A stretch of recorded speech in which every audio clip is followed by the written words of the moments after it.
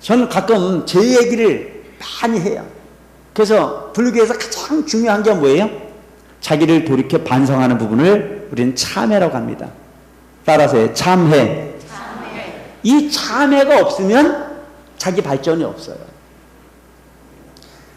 육신에 통증이 없으면 그 병은 치료할 수 있습니까? 없습니까? 네?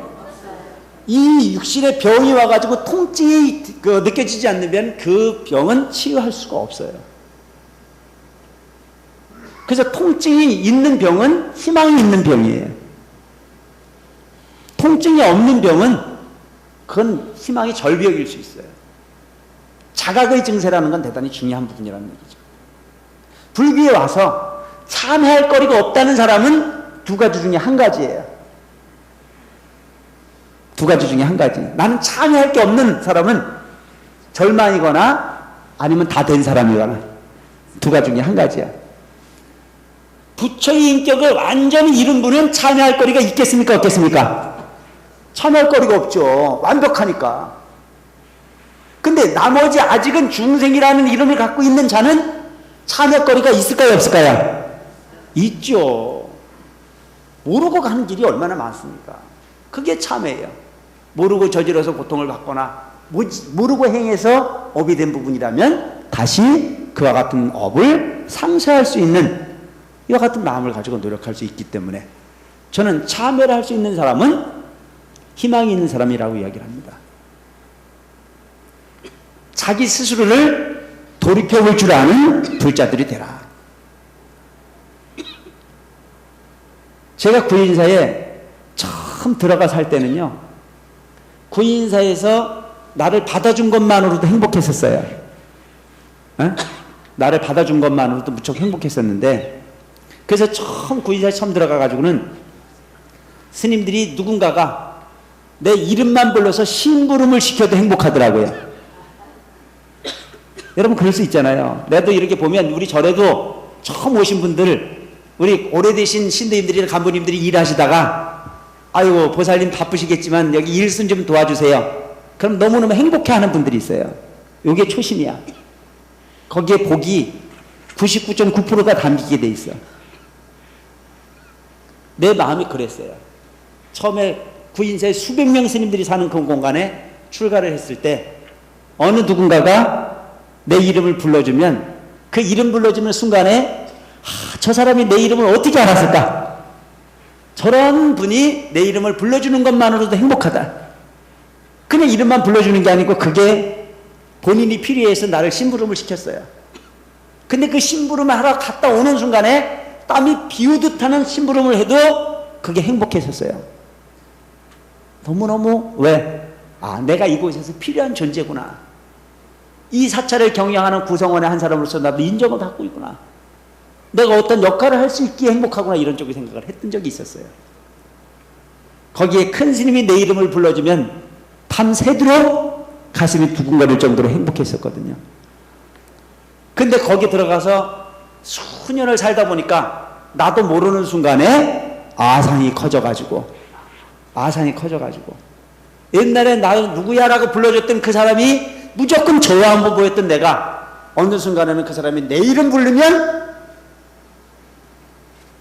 고마운 생각은커녕 속에서 우라통이 치밀어 오르는 거예요. 왜 허구 많은 사람 내가 반에 붙고 나 부르는 거야? 저 인간이 나한테 뭘 또 시키려고? 이미 어느 순간에 나는 내 마음은 처음 그 마음은 그냥 나의 존재에 대해서 인정해 주는 것만으로도 나한테 어떤 역할을 주는 것만으로도 행복했던 내가 조금 세월을 살았다고 해서 그가 그 내 이름을 부르는 순간에 내게 어떤 역할을 주는 것 자체를 스스로 거부해버리는 나를 발견하면서 나는 인생을 크게 잘못 가고 있구나라고 하는 쪽의 생각을 해본 경우가 있습니다. 우리는 변하게 돼 있는데 되도록이면 어떤 현실에 부딪혀 있을 때 좀 더 나은 방향으로 나를 변화시켜 가야 되는 것이 남는 장사인데도 불구하고 나은 방향으로 가기보다는 오히려 그렇지 않은 방향으로 가는 나를 분명히 찾고 반성할 필요가 있는 부분이 우리가 부처님을 믿는 참 이유가 돼야 되지 않을까 하는 생각을 합니다. 그래서 여러분, 이 세상에는 세 가지의 부류의 인생이 있다고 그러지 않습니까? 있어서는 안 될 놈, 있으나 마나한 놈, 꼭 있어야 될 놈. 그 중에 어떤 사람이고 되고 싶어요? 예? 이 대답 잘해야 돼. 나는 꼭 있어야 될 사람이고 싶어요.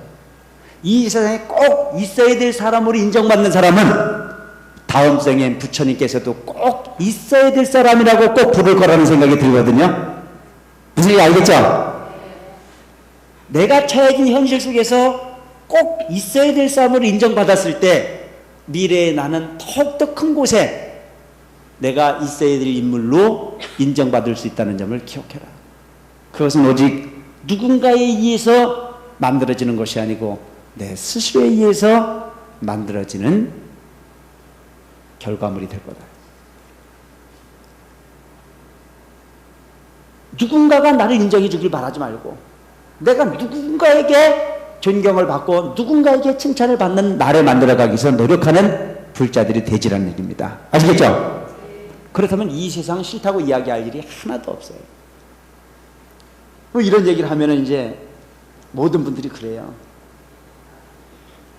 네 말이 맞는데 들을 때는 긍정을 하지만 실상 실천을 해보려고 하면 이게 잘 돼야 안 돼요? 잘 안 되더라. 그래서 십자우한이라. 머리로 쌓는 것은 진정한 불교가 아니다. 가슴으로 실천할 수 있는 부분이었을 때 그것이 진정한 불교일 수 있다. 그래서 오늘 여러분들에게 이 초발신에 대한 부분이 강의 내용이 바로 내가 처해진 현실 속에서 어떤 마음을 가지고 수행을 해가야 될까라고 하는 부분의 내용을 이야기를 하고 있습니다. 전 시간에 이어서 여러분들은 지금 내가 이 초발신 그 강의를 하는 내용을 스님들만을 위한 부분의 내용으로 쓰여졌다고 보지 말아야 이거죠. 옛날 조사스님께서 하신 말씀은 천태중의 불자가 되지려면은 승속불이의 마음을 가져라. 승과 속이 둘이라고 하는 쪽으로 생각을 하지 마라. 대승불교라고 하는 게 도대체 뭐냐?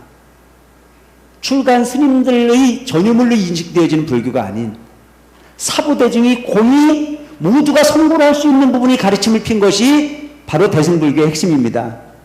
사부대중이라는 건 뭐예요?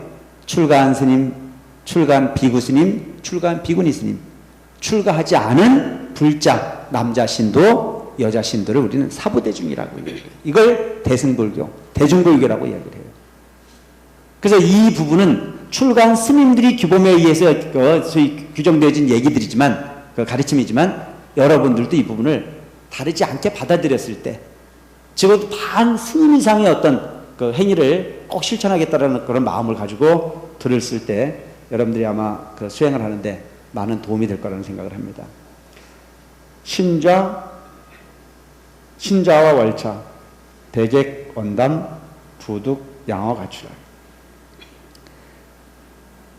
우리 그 불자라고 하면 절에 와서 앉고 눕고 어떤 행동을 하는 데 있어서 그 차례를 어기지 마라. 질서를 지키라는 얘기죠. 이도루는 이도루를 공경하고 남자는 남자를 예우를 하고 여자는 여자를 예우를 하고 그 부분이 룰이 어겨지지 않았을 때 그 단체는 건강한 단체가 될 수가 있어요. 출가한 스님들도 마찬가지라. 그래서 출가한 스님들은 그 순서라고 하는 부분이 세속은 뭘 갖고 따집니까? 세속은 나이를 갖고 따지잖아요. 이거 우리나라에 참 좋은 풍속이에요. 연세가 높으신 분을 보면 부모님처럼 대하고 형처럼 대하고 나이가 어린 사람을 보면 아우처럼 대하고 조카처럼 대하고 그래서 우리가 옛날 같은 부분은 참 멋있는 얘기 중에 하나가 뭐냐면 만나면 뭐였어요? 너 몇 살이야? 아, 했어요? 안 했어요? 중요하잖아요 그게.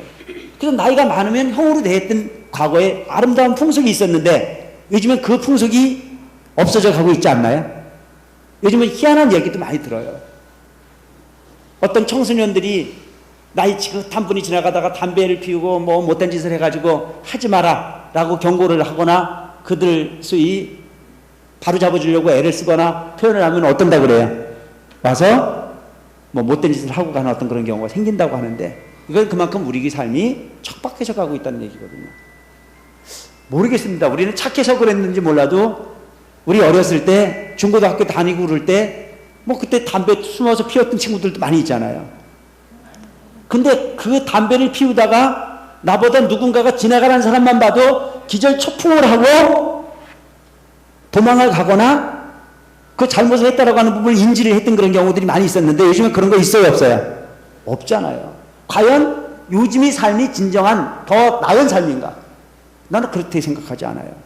위도 있고 아래도 있어서 그 질서를 파괴하지 않는 어떤 그런 삶의 구조가 아름다운 삶일 거다라는 쪽으로 생각을 하죠.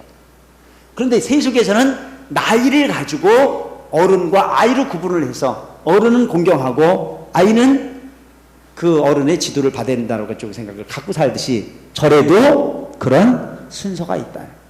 그럼 절의 어떤 그런 순서는 어떤 거냐? 세속의 나이는 절에서는 별로 안 쳐줘요. 어떤 게 중요한 거냐?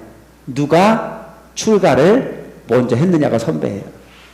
그래서 밖에서 50살 돼가지고 출가하신 분이 절에서 1년 됐으면 그건 이제 절에서 한 살이에요. 그걸 우리가 뭐라고 하냐면 범납이래, 범납. 에? 부처님의 나이라 이래요. 진리의 나이.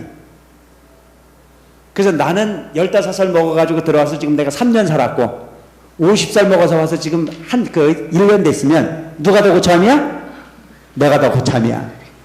그런데 그래도 그런 질서는 있어도 그 나이는 그렇게 무시하지는 않아요. 절에서도 보면. 소위석에서 나이가 많이 들어오신 분은 그만대로 어떤 예우는 해주지만 그 서열에 있어가지고는 그 서열을 넘지 않으려고 애를 쓰는 규범 같은 게 절집안에 있다, 이런 얘기입니다. 그렇다고 여러분들에게 우리 신도님들이 보면 여러분들이 그 부인사 몇 년 다녔네라고 하는 건 그건 범납 아니야. 아시겠죠? 에? 근데 그걸 범납이라고 여기는 사람이 있어요. 그걸 범납이라고 여겨가지고 너 여기 얼만큼 다녔어? 난 작년에 왔는데요. 난 10년 다녔어. 내 발 닦아봐. 그러면 안 된다는 거죠. 그거는 그냥 세납이지 그건 범납은 아니에요. 그래서 우리는 그냥 어저께 들어왔어도 도반, 10년 전에 왔어도 도반일 뿐이에요.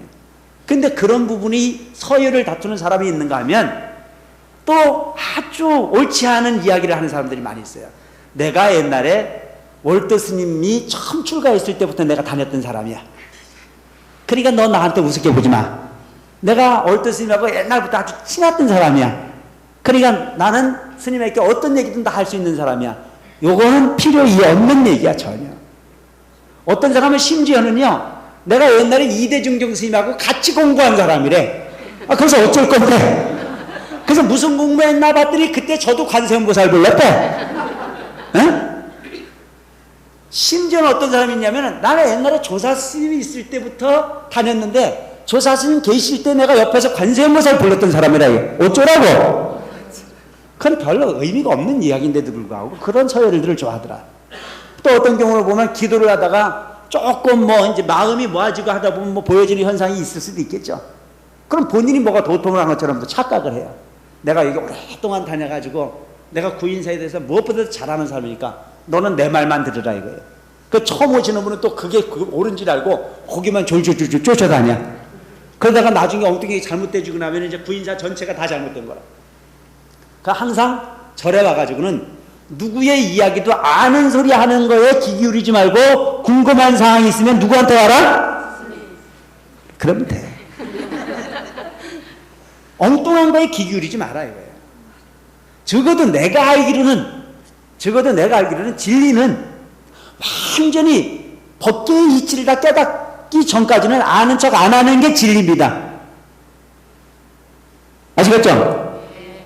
누군가 인생을 대신 봐주거나 하는 것은 그건 진리가 아니야. 그래서 내가 항상 하는 이야기가 나도 진리가 저곳에 있다고 손가락을 가르칠 뿐이지 결코 내가 진리 당체라고 얘기해 본 적이 없어요. 아니거든 사실은. 그래서 손가락을 가리켜 달을 가르치면 달을 쳐다봐야지 손가락을 왜 쳐다봐?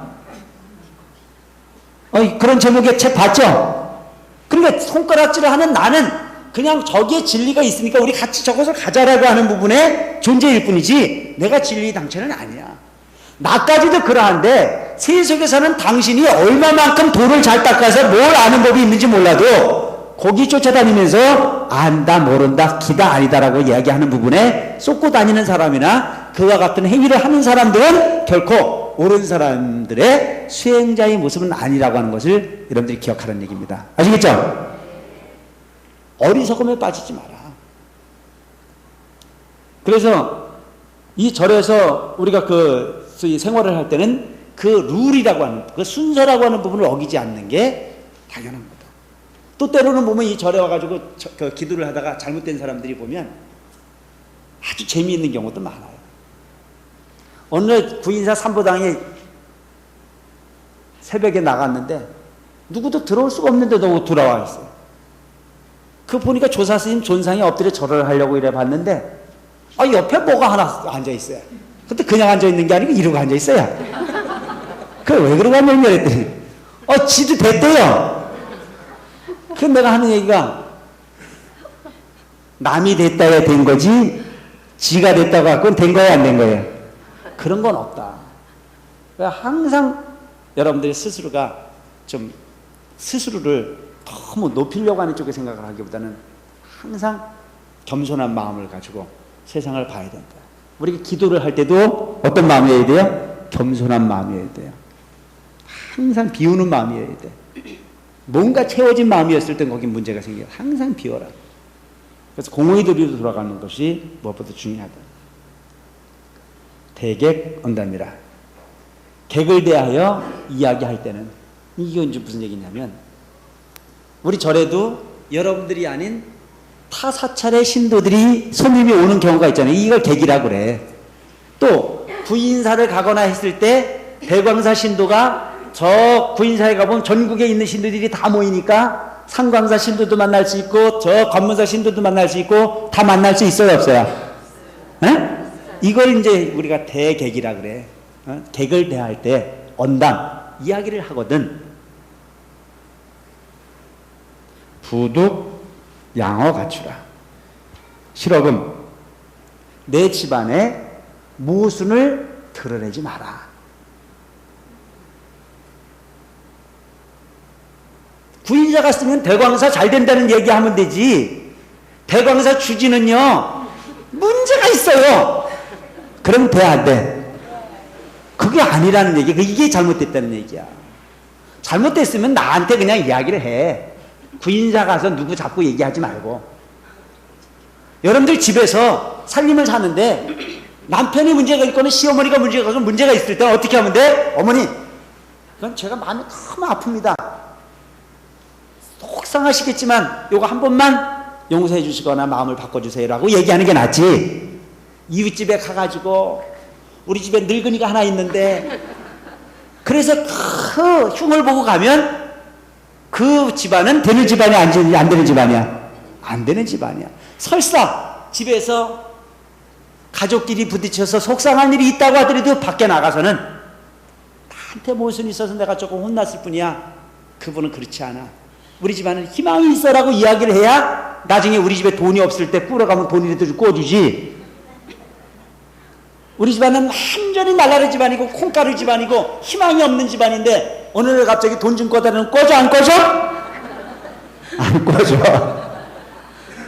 그러니까 절집안의 분위기 자체거나 모든 부분의 주인공이 되라. 객이라는 생각을 하면 험담할 수 있는 마음이 생기지만 내가 주인이라는 생각을 하면 항상 희망을 이야기할 수 있고 그 집안이 잘 되기를 바라는 마음에 신심이 납니다. 그래서 가장 중요한 게 염력이라는 게 중요한 거예요. 마음으로 잘 되기를 바라는 마음으로 세상을 바라. 뭐 내가 이 얘기를 예를 들어서 한 거예요. 월도스님 나쁜 걸 나쁘다고 해야지 근데 좋다고 못 그럴 거야. 나를 좋다고 이해하게 달라고 하는 얘기는 아니야. 근데 가끔 보면 또 오해를 하더라고요. 난 예를 든 것뿐인데 그 인간이 있잖아. 얼마나 문제가 많으면 법 해석상에서 딴 데 가서 절대 나쁜 얘기는 하지 말고 좋은 얘기만 하라고 그랬어요. 아주 골치 아파 이게. 지금 예를 드는 거예요. 예를 드는 어느 공간에 처해 있다라고 하더라도 매사를 좀 긍정적으로 봐라. 내 집안의 추함을 밖에 나가서 이야기하는 것 자체는 인생에 도움이 되지 않는다. 내절에 문제가 있는 부분이거든. 그 내절에 문제 있는 부분을 드러내서 도움되지 않는다. 그 여러분 그렇잖아요. 지금 우리 대광에서 불사하고 있잖아요. 그죠? 네. 이 불사하고 있는데 요즘 우리 할 말이 많잖아요.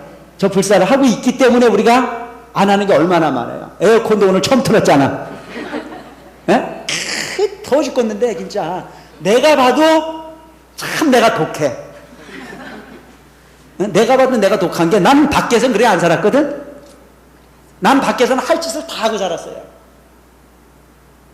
진짜 어떤 경우가 있어도 그렇게 살았는데 이게 대광에서 주진하고 되고 난 다음부터 내가 짜졌어요. 내가 찜질을 하고 있을 만전 내가 선풍기도 안 틀고 내가 들어앉아 있어요. 왜? 내 혼자 시원하게 앉아 있으면서 모든 신대인들 고통 감내하자고 얘기하는 건 안 맞잖아요. 그럼 난 요즘 뭐만 보냐면 에어컨 틀었나 안 틀었나만 쳐다보고 있어요. 에어컨 실외기만 돌아갔다 그러면 내가 비싼 거라요. 꺼라! 차라리 부채질하고 차라리 선풍기 틀고 있어요. 오늘 우리 이 절야정진을 저녁마다 하는데 요즘 열대야 너무너무 더워요. 어제 저녁은 조금 시원했는데 참 무척 더웠어요. 선풍기를 돌리고 앉았을 망정 우리는 에어컨은 틀지 않는다. 왜? 한 푼이라도 아껴서 우리 불사해야 된다. 이런 얘기를 좀 하고 다니라고. 이런 얘기는 그럼 이런 방향으로 우리가 사찰 경영을 한다고 이야기하면 모든 사람들이 마음에 그래 저 불사에 내가 도움을 좀 주고 싶어. 저 불사에 난 참여하고 싶은 마음이 생긴단 말이죠. 그런데 그걸 거꾸로 뒤집어가지고 거기를 가면 빛은 태사는데 에어컨 빵빵하게 틀고 그저 살림살이는 개판이야 라고 하는 부분이 이야기를 했을 때 여기 공덕지로 올 사람이 누가 있겠냐 이거죠. 그래서 옳은 방향으로 갔을 때 그 옳은 부분의 향기를 우리가 이야기할 수 있는 그런 마음들을 가져. 그래서 배사를 긍정할 수 있는 마음으로 가자. 한 발짝 뛰면 업이요 한 발짝 잘 뛰면 복이 될 수 있다. 이왕 가는 인생이라면 복 맞는 인생을 살아야지 업 만드는 인생을 살 필요 없다. 나는 열대야 그 에어컨 안 들면 죽는 줄 알았는데 오히려 건강하지 않나요? 순간의 어떤 그런 부분보다는 내가 참고 견뎌서 만일의 이익이 될 수 있는 부분, 진리의 이익이 될 수 있는 부분이라면 행할 수 있는 용기 있는 불자가 있는 곳이 어디더라? 대광사더라. 저한테 에어컨 안 틀어준다고 불만 갖는 사람 한 번도 없더라고요. 얼마나 대단한 집이야 이 집이. 살만한 집이라고 아시겠죠? 근데 이 부분을 여러분 세속에 가서 해보세요. 난리가 날 거예요. 그 돈 아껴서 뭐 할 거냐? 어차피 소위 쓰고 갈 인생인데 그냥 대강 살고 말지 이렇게 얘기하는 사람들이 있을 수 있겠지만 그건 아니라는 겁니다. 그래서 되도록이면 집안일이거나 단체 일이거나 어떤 일이거나 그 단체에 소속되어진 사람끼리 이야기를 할 때는 옳고 그름을 논할 수 있지만 밖으로는 추한 부분을 드러내지 않는 인생을 사는 것이 잘 사는 거다.